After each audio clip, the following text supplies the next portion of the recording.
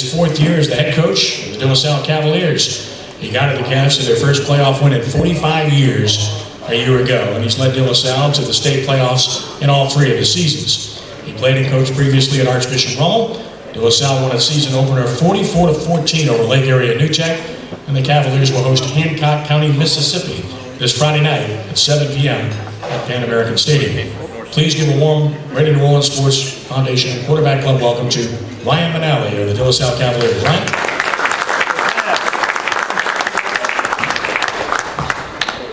Thank you, Ken. First, Ken, I want to thank you for everything you do for the kids in this community. What this man does is second to none, and I know you guys attend many of his events, and it's always first class, and he does a great job, and the kids love it, and I know as adults and coaches, we love reading articles from sportsnola.com. It's pretty special. It's an honor to be here today. It's an honor to be here at the Greater New Orleans Sports Foundation Quarterback Club. Honor to represent De La Salle High School at our table back there, De La Salle table. That's where it all starts with, at our high school on the Avenue, and that's with our president, Dr. Miles Sagers, and vice president, Mr. Tony Benoit, is back there in attendance with the rest of them and the rest of the Cavs. Just want to talk about De La Salle football right now to start off with. You know, this year, one thing we wanted to do going into my fourth season is really elevate some of the competition we play. Our scrimmage, we opened up against Fountain Blue in the scrimmage. Thought we fared well with a lot of things to tidy up. We went ahead and played North Shore High School, 5A program in the Slidell Jamboree, fared well with a 28-3 victory there. And then we started, as Ms. Tran said, against Lake Area with a 44-14 win to go 1-0 in the year. So it's always great to be 1-0. As challenges go, next 2 weeks we'll find out about our program. We play Hancock, Mississippi. They have a 6A program that's 3-0 in the year. So they mid-season form as we go into week 2, as they start 2 weeks earlier than us. Hancock, Mississippi is where Brett Favre played at in Kiln, Mississippi. And looking forward to Friday night as they come to town, as they were a quarterfinal team last year. After that, we take a road trip to Union Parish and play up in Farmerville. Union Parish combined with Farmerville. They won the 3A state championship in 2013. So we're looking forward to a couple of them games, to a couple of them challenges before we start our district slate, week 4 against Lusher High School. I want to talk our playoff system. You know, not that I'm really going to get into the select, non-select, but the playoff, if you're not sure, the way it's split, our bracket, we actually have 3 and 4A combined. So we have some top teams in 3A as University, Lab, U-High, as well as Parkview Baptist, who just defeated Catholic on Friday night. To go along with the 4A teams coming down is St. Thomas More and Turlands Catholic. So you kind of look at the rankings sometimes, and you know, as well as we preparing and the way we're developing, we always look back and the way it's split right now, it's 3A and 4A combined. So I know they have higher powers meeting right now, working hard on how they can do it, whether it's rural or however it's done. But I do think changes will be made, and that's asked a lot, and I'm definitely for a change, as I think, you know, talking to coaches in this area and the students in this area, especially student athletes, they want to compete against each other. They grew up with each other and they want to be decided on the field. So our playoffs is quite challenging when you add 4A into the 3A mix. But we're very excited. Talk a little bit about our numbers and our program in 4 years. And this is really just De La Salle High School, not even De La Salle football. And it starts with the administration, and that leads it over there on the Avenue, which now is just a special place, and a special place in my heart, and will always be. But we started the program 4 years ago with 28 football players. No junior high, nothing. We didn't have anything going. You know, 4 years later, we have 115 players in the whole program. That's with the 8th grade team, 9th grade team, JV team, and the varsity team. So the first time, this week's a special week. For the first time since I've been there in 4 years, we play a freshman game today, play a JV game tomorrow, we play an 8th grade game at St. Paul's on Thursday, and then varsity plays on Friday. So, you know, very excited for the development of our program at De La Salle, but also for the school. You know, 4 years ago when I started, we had right around 415, 420 students. You know, we're up to 585, and that's with a decent waiting list. Unfortunately, a pretty long waiting list, but it's we're on the rise. We're on a path to greatness. We're not there exactly where we want to be, but we're on that path as we have great people in place. A little more about us.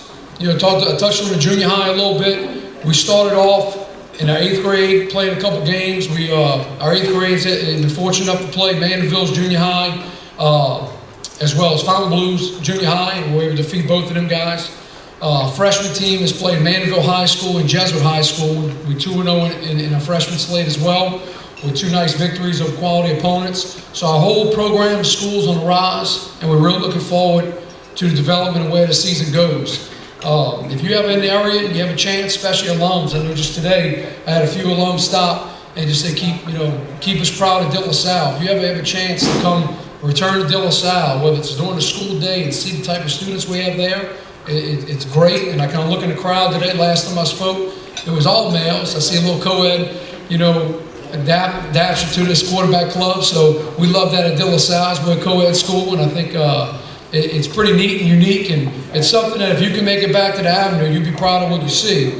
And even if you're a community member and want to come see what we have going on, we have a unique tradition after a win. A lot of places tailgate before games.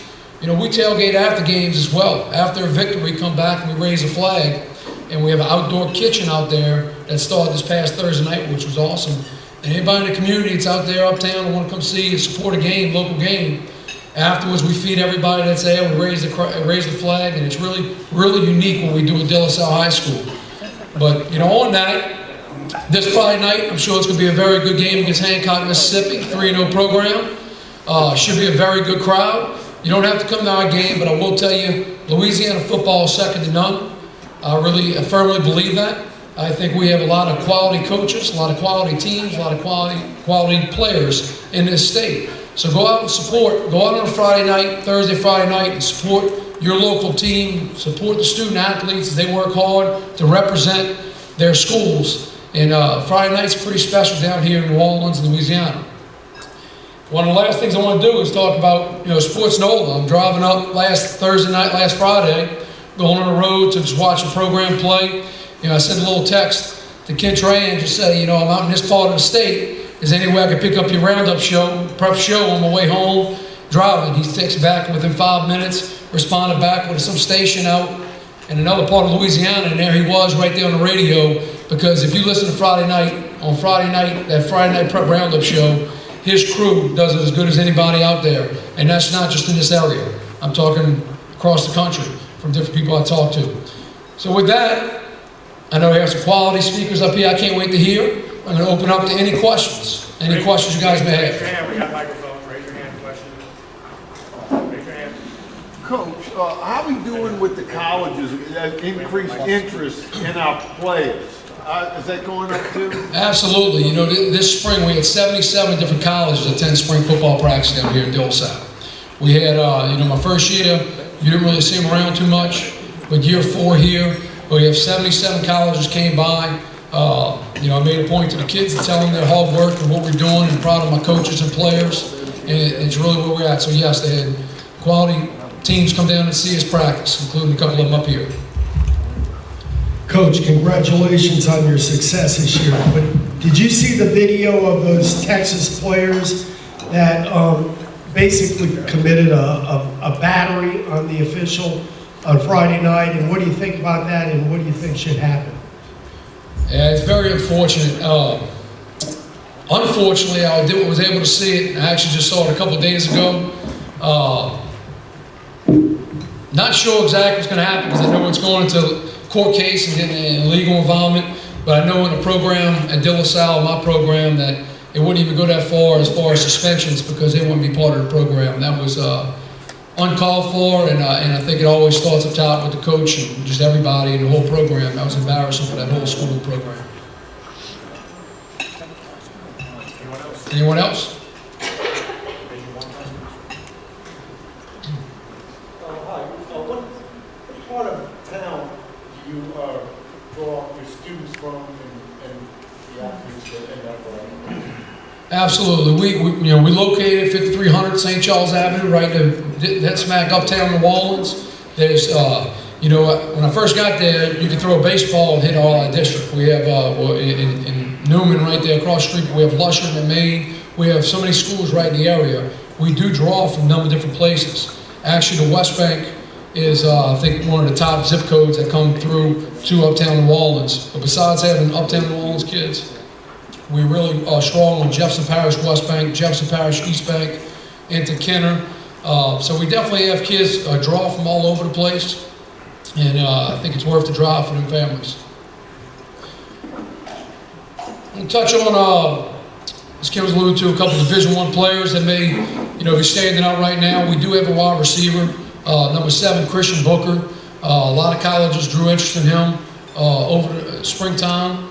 He decided to commit to play at Nicholls State. There was a few coaches that called me right after, a little disappointed.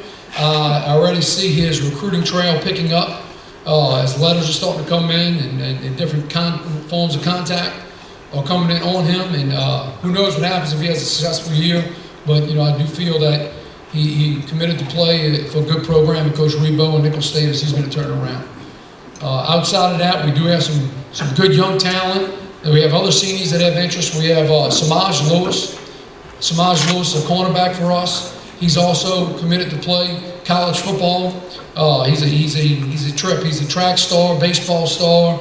Anything we let him get on the field to play, he's going to try to do it. But he's a kid that really, when he finds a home just for football, and part of the deal is he has to go football track, but he's a kid that runs sub 4.40, so he's pretty special. It's also Jai Eugene, who coaches our secondary and prepped at LSU's brother.